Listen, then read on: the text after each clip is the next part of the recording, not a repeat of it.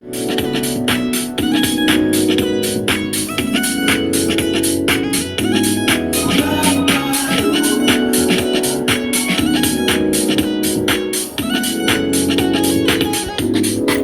locked in with me, BB Davis, for BB Love Sports, where sports and gaming is exquisite fusion. Thank you so much for locking in, everybody. We're on week 4, okay, 14 weeks for the college season, okay, 2023, and we're on week 4. So we're locking it down. So let's start it off. Rutgers faced off with Michigan. So glad to have Coach Harbaugh back. I think he sounds a little weekend voice, so I don't know if there's some kind of stress vibe going on there, but good to see him back. His team put up for him when he was away, not away, but not there on suspension. But he's back. And Michigan, they still putting up the points, 31-7. Florida State and Clemson, this went into overtime. This went into the beginning televised game of Colorado, Oregon. But it was a good game. Florida State would hold on this conference game. Clemson would fall 31-24. Colorado and Oregon, lots of buzz about this. No big shocker, but we will break things down. Lots to unpack here. Oregon, 42 to Colorado 6. I think they really were trying to do a shutout and keep that score to 0, but Colorado did manage to get into that touchdown in the fourth quarter. Alabama and Mississippi. Alabama would win it 24-10. UCLA and Utah. Utah takes the win for that one, 14-7. Charlotte 49ers would fall to the Florida Gators, 22-7. Oregon State and Washington State. Washington State would take the victory, 38-35. Iowa and Penn State.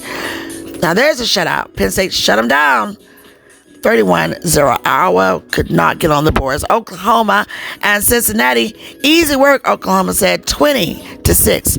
University of Miami, Florida Hurricanes, 41 to Temple 7. Then you have BYU and Kansas. Kansas said not today, 38-27. Duke, how about Duke and Connecticut, 41-7. Duke would be the victor. UTSA and Tennessee. Tennessee was like 45-14. Thank you very much. We're going ahead with our win and our victory. Arkansas face off with LSU, 34-31. LSU was like, boom. We got the win. Baylor and Texas. Texas 38, Baylor 6. Ohio State and Notre Dame. Nice game right here. Ohio State would take it 17-14. Then you had Memphis and Missouri. Missouri would take it 34-27. UAB and Georgia. Nice score there, but Georgia was like, we're here. 49-21 victor. UNC. How about UNC though? Chapel Hill facing off with Pittsburgh, 41-24. Winning North Carolina, I see y'all. Kent State, Fresno State. Fresno was like, yes, 53-10. California and Washington. Washington was like, 59 to y'all, 32. Washington would take the win for that. USC and Arizona State, 42-28. USC would be the victor. All right, so we're going to break some of these games down. So lock it in. All right, so this is how it went down with Florida State Seminoles and the Clemson Tigers. Going into this contest, this is how it ended. Okay, going in, but how it ended. Final OT. Clemson is 2 of 2. Seminoles are 4-0. Jordan Travis, Seminoles, he did 289 yards in passing and 2 touchdowns. Cade Klubnik for Clemson, 283 yards, 1 touchdown. So pretty much evenly matched right there, okay? Rushing yards for the Seminoles, Trey Benson, 7 carries, 25 yards. And then in receiving yards for the Seminoles, Johnny Wilson, 94 yards. Over on Clemson, you had Phil Maffa, 69 yards, 10 carries. Tyler Brown, 5 carries, or 5 receiving, I should say, and 84 yards. Scoring summary, let's go with it. Field goal, first quarter. Plan, plot, strategizing, and bomb first. Jonathan White's 30-yard field goal, bringing that score right up to 3-0. Second quarter was a touchdown, solid touchdown there by Cade Klubnik, 1-yard run. Jonathan White's kick. No score for the Seminoles. Clemson would go up 10. Then there was a touchdown finally for the Seminoles. Keon Coleman, 7-yard pass from Jordan Travis. Ryan Fitzgerald kick. 10-7. Clemson still in the lead. Another touchdown for Clemson. Will Shipley, 10-yard pass from Cade Klubnik. Jonathan White's kick, bringing the score at 17-7. Answering back would be the Seminoles. Jordan Travis, 2-yard run. Ryan Fitzgerald kick, bringing the score 14-7. Close. Third quarter, field goal, Seminoles tied up. That's Ryan Fitzgerald for that 40-yard field goal. Touchdown, William Shipley. Clemson at 1-yard run. Jonathan White's kick, bringing them back up in the lead. Clemson 24-17. Touchdown, answer back. Wake it up in that third quarter, right? Yes. Second tied up. Kalen DeLoach, 56-yard fumble. See, there's the dagger. There's the daggers right there. Fumble return. Ryan Fitzgerald kick, bringing it to another tied up from 17-17 to 24-24. Okay, overtime. That's where we're going. Boom. There's the daggers. Touchdown. Keon Coleman for the Seminoles. 24-yard pass from Jordan Travis. Ryan Fitzgerald kick. Final score of 31-24. Here's those stats. 429 total yards for Clemson. They were running it, though. Okay. 311 for the Seminoles. Passing yards total 283 for Clemson. 289 for the Seminoles. Rushing yards 146 for Clemson. 22 for the Seminoles. Okay. Yards per play 5-5 for Seminoles. 504 for those Tigers. So this was the final overtime game here. Team stats. First downs, 25 for Clemson, 16, okay, for Florida State. When it came to punts, 6 punts for the Seminoles, Florida State, Clemson 4. Penalties, they were 7 of 60 for Florida State and 6 of 50 for Clemson. Fumbles, 1 fumbles for Clemson. Interceptions thrown, neither. Time possession of the ball, 25 minutes 24 for Florida State and 34 minutes and 36 seconds for Clemson. So with time possession, it doesn't always mean that because you have more time that you're going to win. It's how effectively, you use the time possession of the ball and how you can make those solid plays and what is going to be given to you, if it's going to be the force coming upon you by your offense or your defense. Okay, this was at Death Valley, though. Clemson Memorial Stadium. I know the fans were like, bomb, but that's just what it is. So, good game there. So, keep it locked. Everybody, keep it locked. All right, so we're going to talk about it here. Colorado Buffaloes and Oregon Ducks. Here's where we stand. Buffaloes are 3-1, and Oregon Ducks are 4-0. This was going to be a test of, is it more of you having some easy wins leading up to this for the Buffaloes, or is this your intro into a hard-fought game, and how do you get yourself or see your way out of being some type of strategy play in your adversity and the dismantling of everything before that you've done? I know that didn't make any sense for anybody, and I rambled. But just to clear that up for some, if it didn't make any sense, this was a test here because this was not everyone before. And then you had a lot of braggadocio coming from Colorado Buffaloes. And, you got a lot of people on the fence. Some people are trying to play the race card. Some people are trying to play braggadocio and all that good stuff. But here's the thing. I think it was a lot of humbling. It was going to come from one of these teams after that third game. And, you give people momentum. And they were like, here's your test. Now, despite the score 42-6, okay, Oregon was trying to do a shut out. That means we didn't want to give y'all no score. They wasn't trying to be sportsmanlike, like, okay, NFL, Miami Dolphins, and the Denver Broncos. They could have ran that thing. At first I thought it was a spoof, but we'll talk about that later. I just wanted to give a comparison there. But I was like, is somebody punking? What is that? What kind of score is that? But it turned out to be real. But they took the high road, and they could have break history and all of that. But Oregon Ducks wasn't hearing any of that. They were trying to dismantle down and hold Buffalo from even scoring.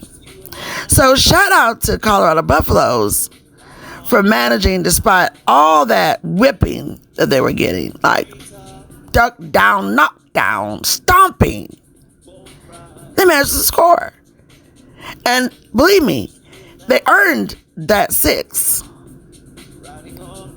Because Oregon Ducks wasn't trying to give them anything. They wanted them to go out of there, off their turf, with 0. And listen, I like to play fair and balanced. I love what these young men have, the firepower, what they're doing. But I do think that you need to make sure, as leaders and coaches, that you don't set them up for looking bad to move themselves over into the NFL, if that is going to be the next move for them. Or just with life, you know what I mean? Like, keep your head, not to lose it. Stay your focus, and let your actions do a lot more than your mouth talking. I still say, when you want to talk about conspiracies, remember I talked about that? You just have to go back to some of those recent uploads. Was this all with some of these previous teams wanting to get that peacock going in Coach Sanders? That way he can start looking a bit uncoachmanlike conduct, because others who are bigger schools or whatever, they're like, you let the bad guy do all the talking, and then this sets it up for some dismantling. You have to know as a coach when to not respond to things, and I think he did a good job overall. But then in the press conference, I think Coach Sanders miserably failed, and here's what I'm saying.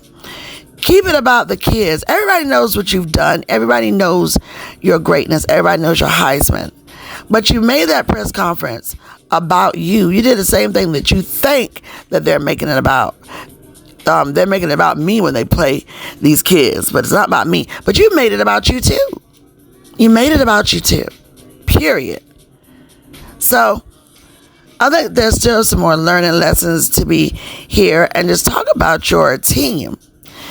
It's the wildest thing ever to see, because you have other coaches who have had their sons play for them, and they keep it as so blatant, like my son, and they keep it, whereas it's a whole team thing. You start dismantling your whole team, even if they believe in everything you're saying and they want to play for you. But those things of reality starts creeping in right there. Like, is it all about his son? Is it all about them? And you're going to have that just as sure as the sky. Band of brothers. Keep them bands of brothers on the team, because it is a team thing. It's not just your sons. It's not just you and what you've done in the past. Keep it team. Take your L and keep it team. You know what I mean? All right, so let's get to it. Shedeur Sanders, I told you when I was doing the play-by-plays, when the game was happening, that he would get that 100. And he did. 159 yards, 1 touchdown. Bo Nix, 276 yards, 3 touchdowns, 1 interception. Anthony Hankerson for the Buffaloes, 5 carries, 31 yards. Xavier Weaver for the Buffaloes, 75 yards, 9 receiving. Marquise Irvin over there on the Ducks, though, 10 carries, 89 yards. Troy Franklin, 8 receiving, 126 yards, 2 TDs. Scoring summary in the first quarter. There was a touchdown by Noah Washington, 3-yard run. Camden Lewis kick. plot strategizing the bomb first. That was Oregon. Oregon would get in another touchdown before the first quarter ended. Casey Kelly, 1 yard pass from Bo Nix, but then failed at the 2-point conversion. What did I say? What did I say? You have to perfect that thing if you want to do it, because it's good to do.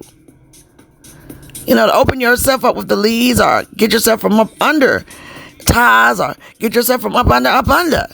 You have to perfect that. But they failed at a 2-pass conversion. Still, they was at 0-13 with that touchdown. They were trying to run it up right then. Okay? Then, Oregon again. Troy Franklin, 16-yard pass from Bo Nix. Troy Franklin, 2-point pass from Bo Nix. Brought it on up, 0-21. Buffalo just can't get on the boards right now. Touchdown, Troy Franklin, 36-yard pass from Bo Nix. Camden Lewis kick, ringing it on up, 28-0. Another touchdown, just kept back and back. Bo Nix, 11-yard run. Camden Lewis kick, 35-0. Third quarter, nothing. Can't get off anything. Buffaloes, another touchdown. Oregon Ducks just stomping on them. Jordan James, 1-yard run. Camden Lewis kick, 42-0. But then there's light. Shedeur kept passing it long, overthrown, but hey, he was trying to get it in, and he did just that. Just that, he did it. And then he would go, touchdown. Michael Harrison, 6-yard pass from Shedeur Sanders. Okay, 6:42. And then there was a block, so they couldn't get that extra point. But overall, I would just have to say, a lot of people expected the shutdown happened, and there you go. All right, so total yards, let's get into it. Oregon, 522. Golly, I can't talk here, girl. Total yards, 522 for Oregon, 199 for the Buffaloes. Passing yards, 282 for Oregon, 159 for Colorado Buffaloes. Rushing yards, 40 for the Buffaloes, 240 for Oregon. Yards per play, 3.4 for Buffaloes, and 7.2 for Oregon. First downs, 30 for Oregon, 13 for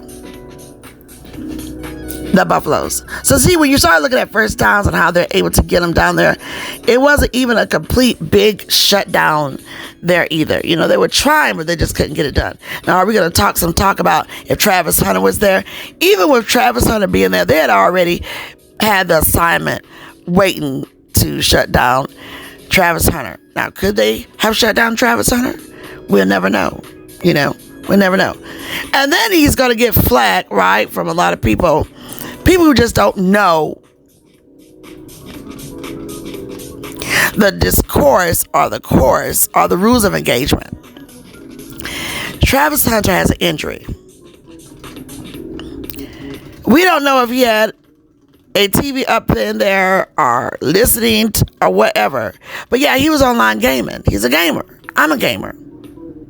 There's nothing that he could have done as far as suiting up and traveling with the team. He needs to stay rested.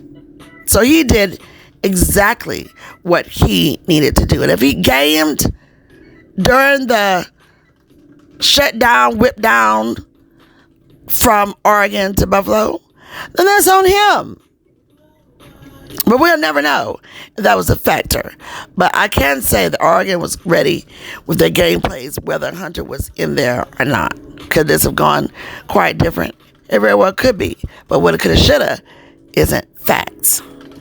All right, total plays for Buffalo, 58. For Oregon, 73. Punts, 8 punts for the Buffs and 2 for the Ducks. Penalties, 12 out of 106 for the Buffs and 9 of 80 for Oregon. Fumbles, neither. Interceptions thrown, 1. Oregon. Time possession of the ball for the Buffs, 24 minutes, 54 seconds. And for the Ducks, 35 minutes and 6 seconds. Now we want to look at the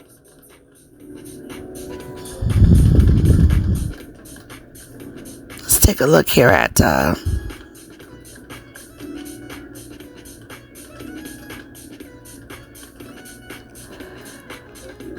how Oregon player stats went. Ty Thompson had 6 yards. Bo Nix, 276 yards, 3 touchdowns, 1 interception. Marquise Irvin, 89 yards. Jordan James, 54 yards, 1 touchdown. Noah Whittington, 45 yards, 1 touchdown. Ty Thompson, 21 yards. Casey Rogers, 18 yards. Bo Nix in rushing, he had 9 yards. And to the credit, again, that 1 touchdown. Dante Dowdell, 6 yards. This is in rushing. Jaden Limar got on the board for 1 carry. Gary Bryant Jr., 1 carry, a -2 in yards, and a -2.0 average, and 0 touchdowns.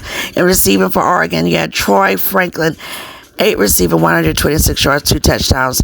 Trayshawn Holden, 4 in receiving, 52 yards. Tez Johnson, 4 in receiving, 48 yards. Marquise Irvin, 3 in receiving, 19 yards. Terrence Ferguson, 14 yards. Gary Bryant Jr., 10 yards. Kenyon Sadiq, 6 yards. Jordan James, 5 yards. Casey Kelly, 1 yard. And Noah Whittington, 4 yards. On the defense, you had Evan Williams of 1.5 sack. Connor Sowell did 3 tackles and 3 assists. Evan Williams, let me go back to that. 3 tackles, 1 assist. Kyrie Jackson for Oregon, 3 tackles, 1 assist. Jamal Hill, 2 for 2 in tackles and assists. Tackles first and assists second. You had Dante Manning, 2-1. Jordan Birch, 1-3. Titum Tuiati, 1-2.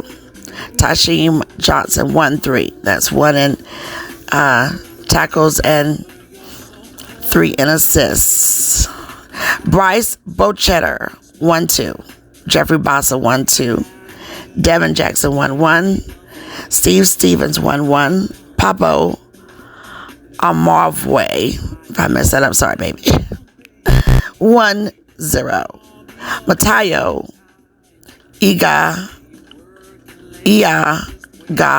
Lele. Okay, I probably messed that up. 1-0.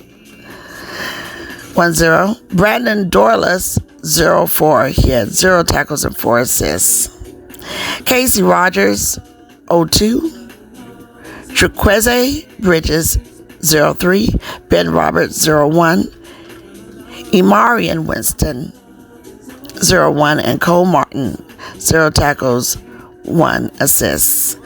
Gary Bryant Jr., 1 return, 24 yards. Punt returns, Tez Johnson, 2 returns, 15 yards. Kicking, Camden Lewis, 4 points. Punting, James Ross, 96 yards. So this game was played at Autzen Stadium. We say congratulations to those Ducks, and we look forward to going into week 5. Week 5 and some polls on where people are ranking in college. We're going to get to that right now. So you know what to do. Keep it locked with me, BB Davis, for People Love Sports.